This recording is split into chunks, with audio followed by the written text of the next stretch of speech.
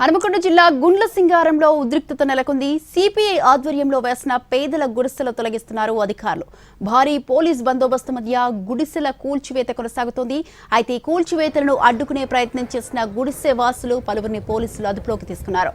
ప్రభుత్వ భూమిలో ఆక్రమణలను తొలగిస్తున్నామని రెవెన్యూ అధికారులు తెలిపారు. హనుమకొండ జిల్లా మండలం కూలగొడతా ఉన్నారు.